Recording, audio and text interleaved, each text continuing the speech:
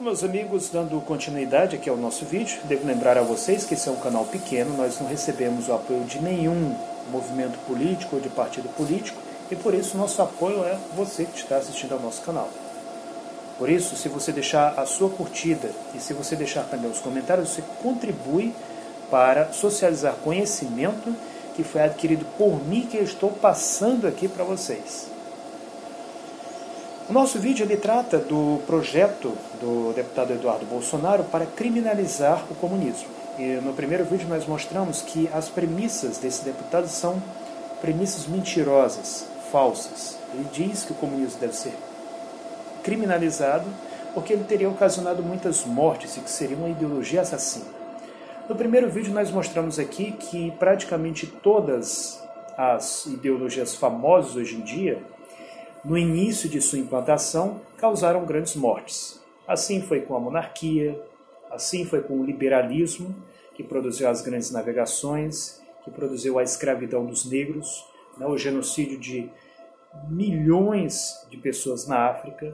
Assim foi com praticamente todos os espectros políticos que você imaginar.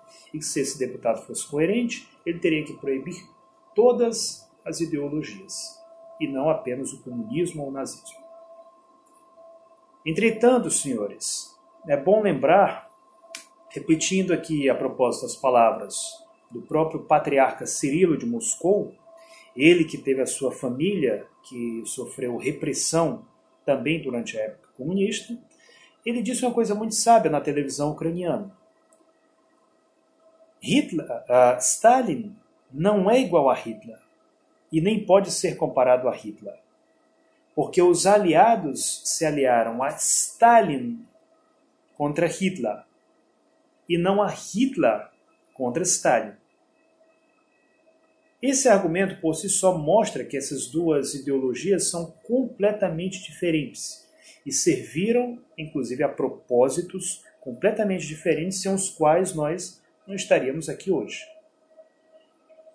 Mas retornando aqui às relações entre a Rússia, o que era a Polônia no início do século XX. A Polônia no início do século XX era um estado que havia conquistado a sua independência, havia inclusive detido o avanço do Exército Vermelho em direção à Europa Ocidental, precisamente à Alemanha, e que mantinha agora uma política de neutralidade. Lembrando que a Polônia tinha territórios que hoje não fazem mais parte da Polônia. Por exemplo, a cidade de Vilnius, que é a capital histórica do povo lituano. Ela se encontrava no início do século XX em posse da Polônia. Era o caso da região de Danzig. Danzig, a região de maioria alemã, também se encontrava em posse da Polônia como pagamento pelos prejuízos da Primeira Guerra Mundial. Era o caso de cidades como Lvov, que hoje pertencem à Ucrânia. Ela se encontrava em posse da Polônia, assim como também a região de Ivano-Frankivsk, que hoje pertence à Ucrânia, mas se encontrava em posse da Polônia, mesmo sendo uma região de maioria polonesa. Era o caso de cidades como Grodno e Brest, da Bielorrússia, cidades que hoje se encontram em posse da República de Belarus, mas que na época, assim como hoje em dia, são regiões de maioria étnica bielorrussa, regiões historicamente parte da Bielorrússia e da Ucrânia. O que foi que aconteceu? Pilsudski entendia que para que a Polônia seguisse num caminho independente, seguisse um caminho forte, se tornasse uma potência, ela teria que deixar a Rússia de mão. Não teria de jeito nenhum que mexer com a Rússia. Mas ele estava incomodado com a presença de Adolf Hitler no poder e se dirigiu à França solicitando ajuda para acabar com o nazismo. Qual foi a resposta da França? Negou. Nada de atacar a Alemanha nazista. Estão violando o Tratado de Versalhes? E daí? Isso aí é até bom, porque um dia, quem sabe, eles vão lá, e atacam os bolcheviques na União Soviética.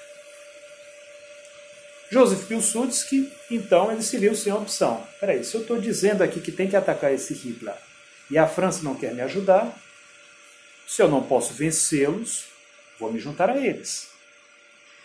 Eles não exatamente se juntaram aos nazistas, mas eles assinaram o quê? Um acordo de não agressão, pacto de não agressão, entre dois Josephs, precisamente Joseph Pilsudski e Joseph Goebbels,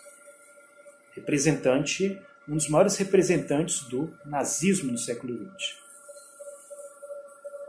Joseph Pilsudski teve excelentes relações com Adolf Hitler, a ponto de que, quando, nos anos 30, se deu o velório do Marechal Joseph Pilsudski, o próprio Adolf Hitler foi recebido com honras de Estado na Polônia e participou da missa de velório de Joseph Pilsudski.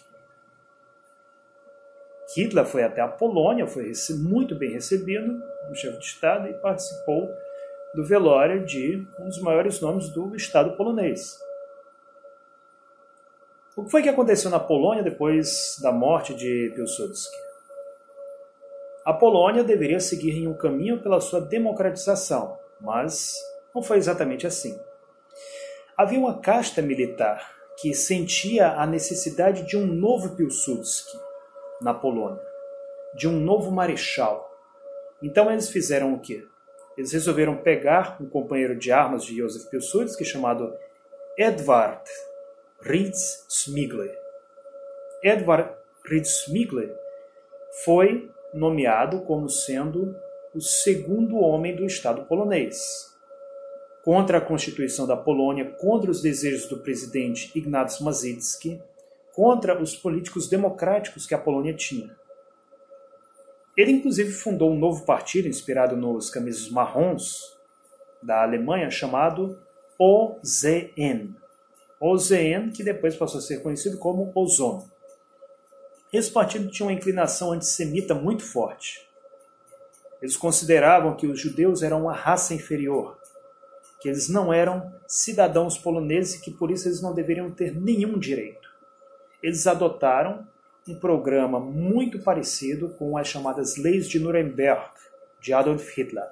Ou seja, esse partido se inspirava claramente no nazismo alemão. O próprio Ritz-Smigler, que não era lá um grande estrategista, mas que era bastante convencido, digamos assim, esse próprio nome Smigler, ele não é o sobrenome dele, é um apelido que ele depois incorporou ao seu sobrenome. Smigler, que significa astuto, corajoso, ele se autodenominou assim.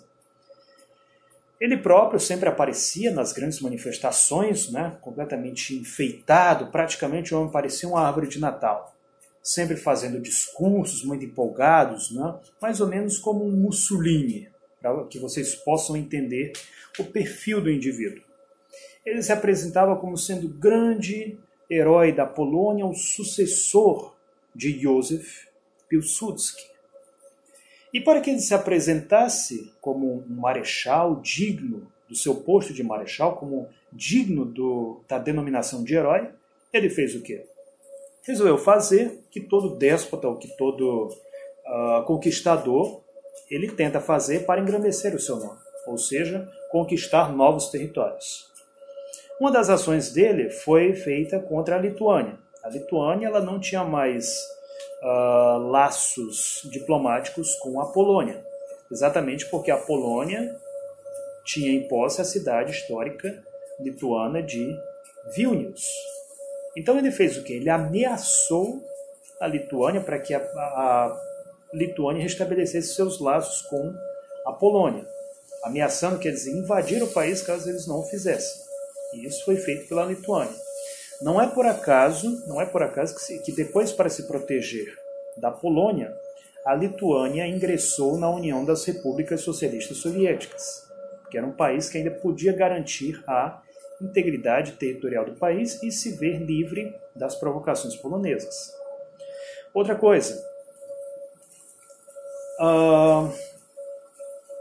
o Marechal Ritz-Smigler firmou uma aliança militar com a Romênia para que, em caso de agressão da União Soviética, Polônia e Romênia declarassem conjuntamente guerra contra o comunismo. Esse é um outro ponto muito importante.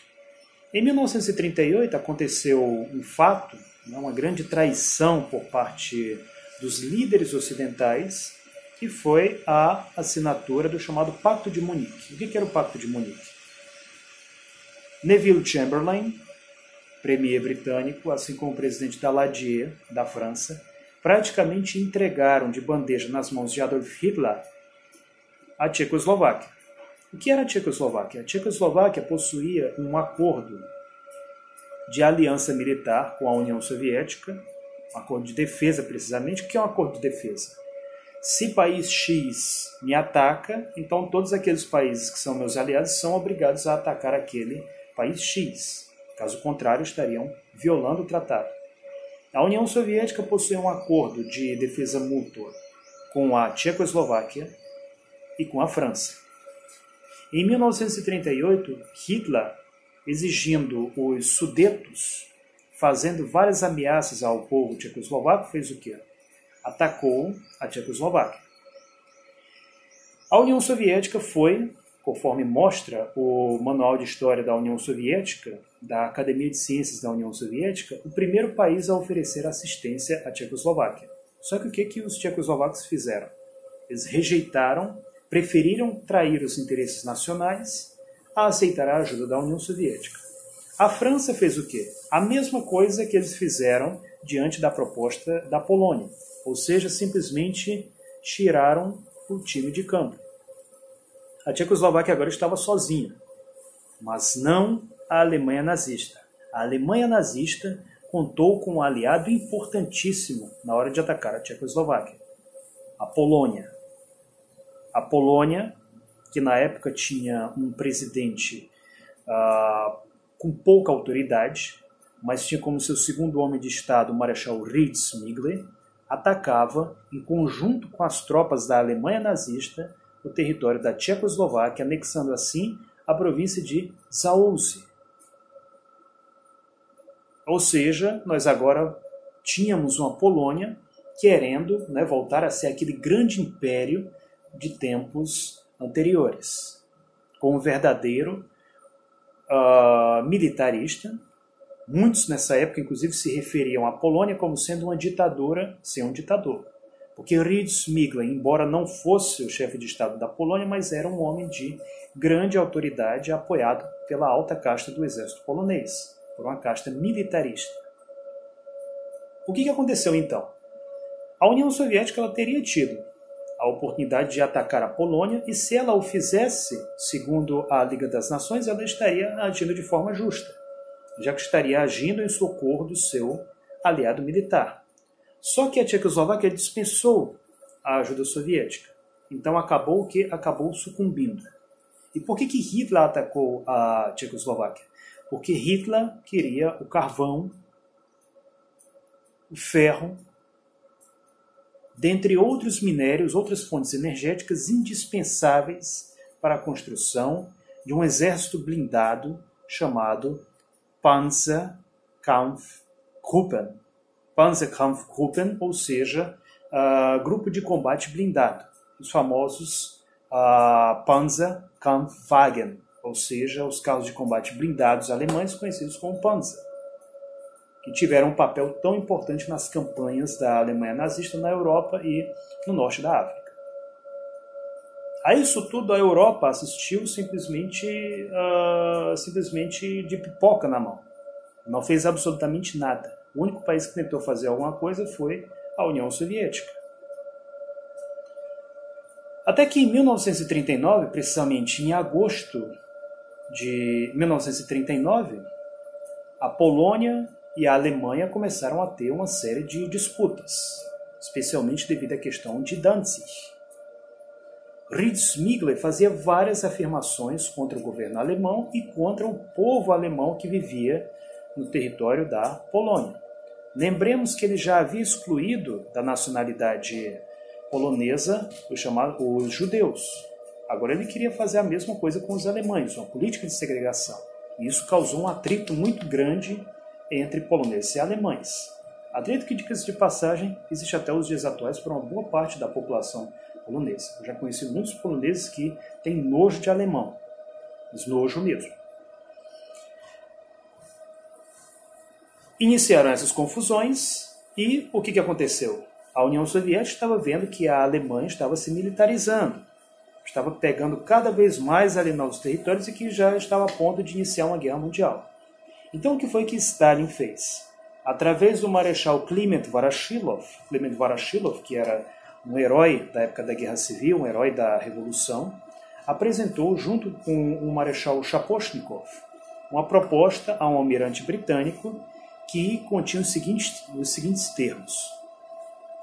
Eles propunham enviar 1 milhão de comunistas, né? Imaginei 1 milhão de comunistas, para a fronteira com a Alemanha para acabar com Hitler. Só que se vocês estudaram geografia, vocês sabem muito bem que a União Soviética, em 1939, não tinha fronteiras com a Alemanha. E nem tinha uma grande marinha também. Aliás, nunca foi uma prioridade da Rússia, exceto na época de Pedro o Grande, criar uma grande e poderosa marinha. De modo que, para que esses 1 milhão de soldados soviéticos, né, de comunistas, tivessem ali na fronteira com a Alemanha para acabar com o nazismo, eles precisariam fazer o quê? Eles precisariam passar pela Polônia. Imaginem que esse quadro meu aqui é a União Soviética, a minha cabeça a Polônia, e esse meu prato aqui é a Alemanha. Eles precisariam, evidentemente, passar pela Polônia. Qual foi a resposta da Inglaterra, de Chamberlain? Qual foi a resposta da Polônia a respeito disso? A Inglaterra, primeiro, simplesmente não reagiu à proposta soviética. Isso, inclusive, até algum tempo atrás, até uns 12 anos atrás, eram arquivos secretos que foram revelados pelo jornal britânico Telegraph. Vocês podem ver depois as fontes, inclusive no meu artigo aí, a página vermelha. A Polônia fez a mesma coisa. Para que a gente vai querer comunista aqui? Né? Para eles entrarem no país e depois não quererem nunca mais deixar a Polônia?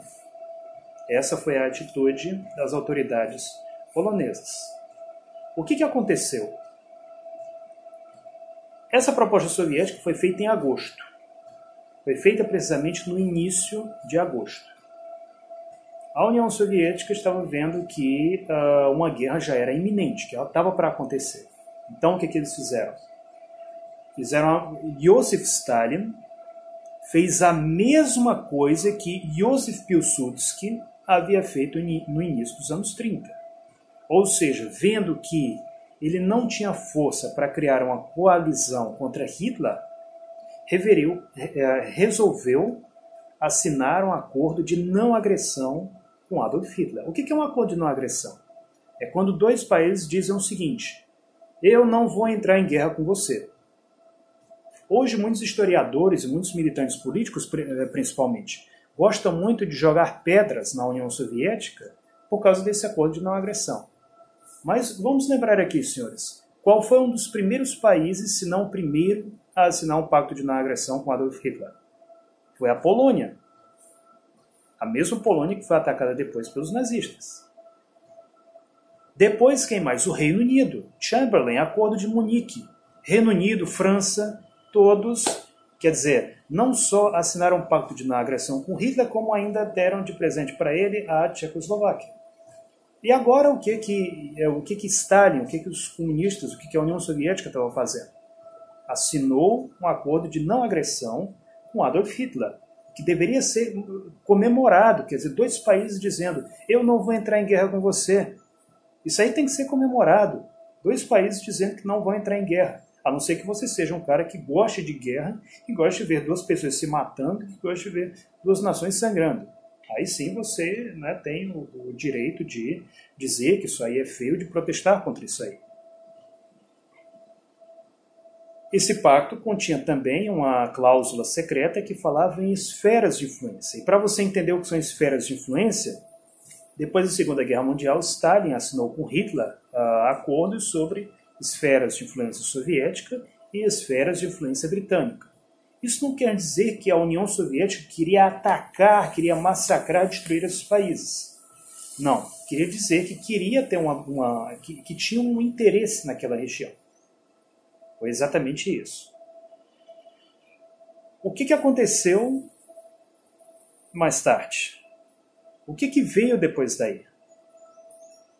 É o que eu vou contar para vocês no nosso terceiro vídeo. No nosso terceiro vídeo, eu vou contar para vocês em detalhes sobre que países realmente atacaram a Polônia e o que aconteceu no mês de setembro de 1939.